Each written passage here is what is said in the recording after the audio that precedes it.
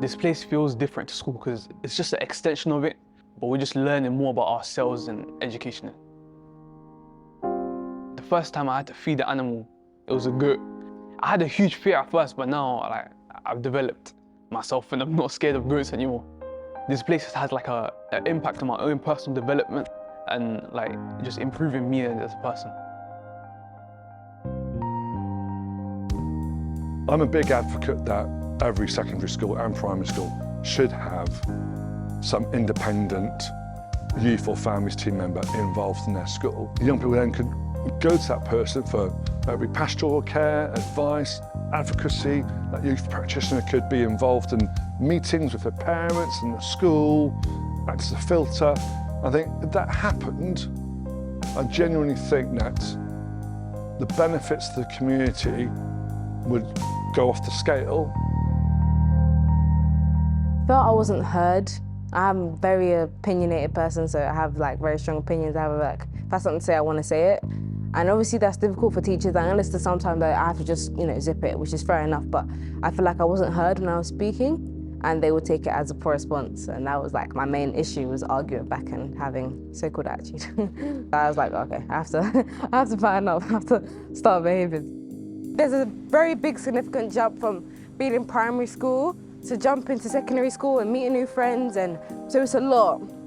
And you definitely need to prepare yourself mentally and physically to go from year 6 to year 7, 100%. I'm quite happy and jolly and bubbly person, but in year 10 I had a bit of a rough ending, you could say. So I was assigned with a mentor called Alison, and they were assigned by Stu, and it really, really helped me. One thing that never really happens to me was he actually listened to what I had to say and my feelings and how I felt.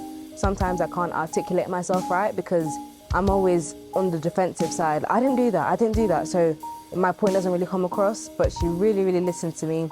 She helped me, and she made me understood how maybe I sometimes could just take a deep breath and move on. And she also understood that sometimes I do make mistakes and I need to change that, so I really, really appreciate Alison. And what about you, Ridwaan? It made me realise I was stepping onto new grounds. Yeah. And I need to actually behave like an adult if I want to survive in an adult world. Well, that's quite hard when you're 11 years old. Yeah, you're coming to year 7, you really need to find that person that you can really talk to and that you relate to, so they can be your role model and help you through your journey as well. Oasis Waterloo provides a range of services for all the community. That involves 2 local schools, it involves a community centre, debt advice, immigration advice, youth services, family services, and also the Oasis Farm. What the farm offers young people, especially in families of the locality, is opportunity to meet and be animal friendly.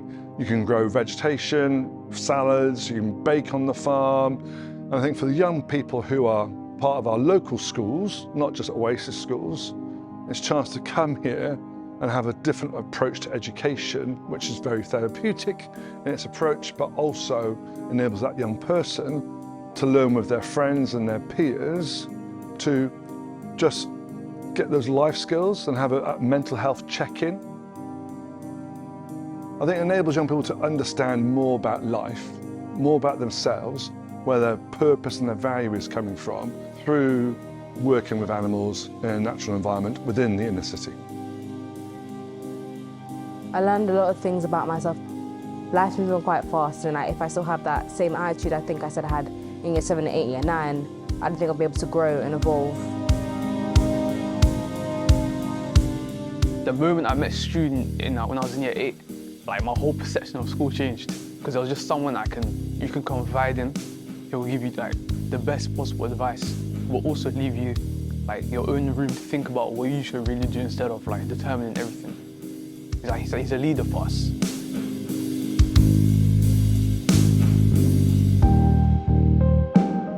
This works really well when it's in partnership. We try and create an ecosystem approach around the young people and their families, where we work as symbiotically as possible with their school teachers, voluntary services, statutory services, the police, local healthcare, because the young people and their families in the community need that network to flourish and to thrive in.